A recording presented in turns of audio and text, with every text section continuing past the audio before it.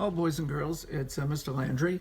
Today we'll take a look at the Advanced Placement Exam 2016, number 2. Number 2 deals with the balance sheet of a bank. Okay? All right, let's take a look. You have this particular bank. Its assets are what it has in reserves. That means locked up in the vault at the Fed, but in this bank's name, or locked up in this bank's vault. But it's money that is being held by law because a certain percentage of money has to be held. The loans that this bank is given, the checking accounts of this bank, which they call demand deposits, that's what people have brought in. It's a liability because the bank owes it. This is not the bank's money. These are the customer's money. And equity is 0. And notice the two sides balance. It's a balance sheet. Okay, and they say assume that the required reserve is 10%. Well, that means that 10% of customers' money must be kept in the vault or sent to the Fed. Let's assume it's sent to the Fed. Well, the customer's brought in $2,000. 10% of that is $200. So $200 must be locked away at the Fed in this bank's name. Okay? That's the requirement that the Fed has had. Part A. What is the dollar value of new loans that can be made? Well, a bank can loan out all of its depositors' money except for the reserves. The depositors have brought in $2,000 to this bank. $200 of that $2,000 must be taken and sent to the Fed, closed envelope, in the vault. So that means $1,800 can be made in loans. That's how the bank makes its money. The rest of the money can be loaned out. So this bank can make $1,800 in loans. Let's see what it's loaned out. Oh, it's loaned out $1,800. It can make $1,800 in loans, and it's loaned out $1,800. Well, it can't make any more loans. It doesn't have any more money. Okay, that's it. So for part A, new loans is 0. A bank can loan out everything but its reserved funds. Okay? Bank can loan out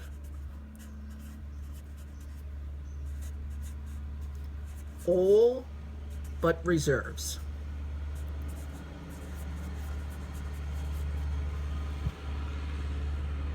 This bank has loaned out everything but its reserves. Okay? This bank is loaned, the expression is loaned out. It could loan out $1,800. It has loaned out $1,800. It can't make any more new loans. It could loan $1,800. It has loaned $1,800. Nothing more available. 0. Okay, with your explanation. Okay. Part B. Mr. Smith comes in with $100 of cash. Okay? And he puts it in his demand deposit account. Now, the new loans. So Mr. Smith is going to come in with $100 in cash. That's important. He's going to bring $100 in cash, and he's going to put it in the bank. So now the demand deposits are going to be $100 more, $2,100 in this case.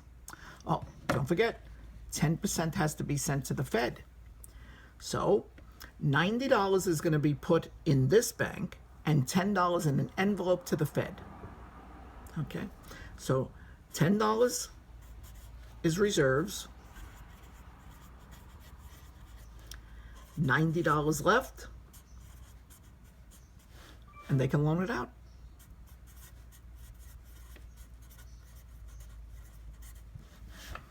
Of his $100 cash deposit, okay, $100 went into demand deposits. So now on the new balance sheet, that will be $2,100. Okay? If you want to actually do the thing, $2,100 is in demand deposits.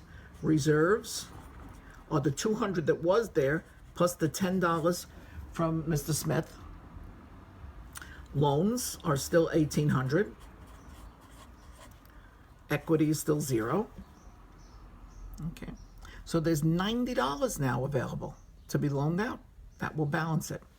All right. And that was part B. They didn't ask for an explanation, so your only answer is $90. That's the amount of new loans. Okay. Part B, 90. Part C. As a result of this $100 cash deposit, they would like the change in loans and in demand deposits. Well, loans in the banking system, the change in the banking system. Okay. Well, this bank is going to loan $90. But then that 90 is going to go out to other people. No one takes a loan for $90 unless they owe someone money. So that 90 is going to go into someone else's account. And this is where the money multiplier comes in. The money multiplier is 1 over the reserve rate. That's the money multiplier. This would be 1 over 0.10, which is 10. So the $90 is going to go out into the banking system, get multiplied by 10, and it can result in the creation of $900 in new money. Okay? $900 can be made in the banking system in loans. Okay? Now, what's the change in demand deposits? It says, as a result of his cash deposit. Well, part C2, okay, this was C1, says all of this $900 is going to go in people's accounts. So demand deposits are going to increase by $900. Okay? One person's going to take out a loan. The bank opens up an account for them. It's in their checking account to be used. So demand deposits are going to increase by $900. And here's the tricky part. Remember, Mr. Smith brought $100 in cash and put it in his account. So plus the $100 of Mr. Smith.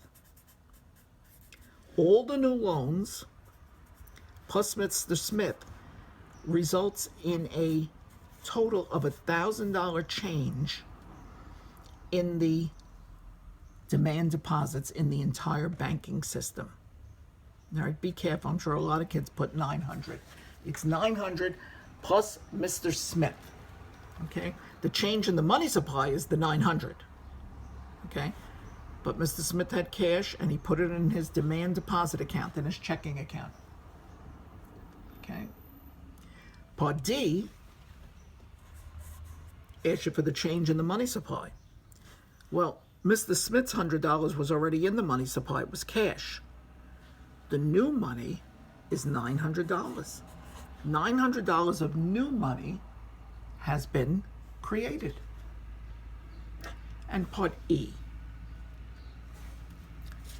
Provide one reason why the actual change, see, the change in the money supply could be 900, but in part E they're saying, how come the money supply doesn't change all the time by 900? Okay? All right, that's the maximum that you could change it, but why might it be smaller? Well, some of the reasons, banks may not loan out.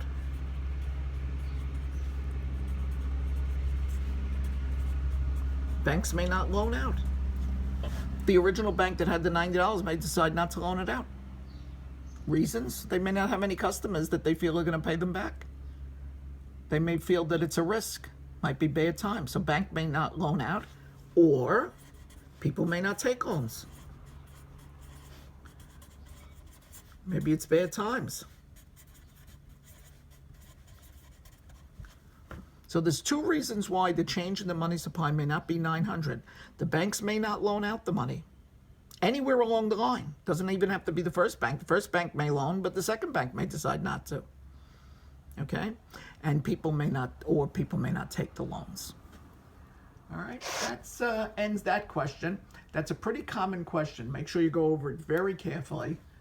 Okay, make sure you know your bank balance sheet for your AP exam. And I'll see you in the next video. We'll look at question 3. Take care, kids. I can see clearly now, the rain is gone.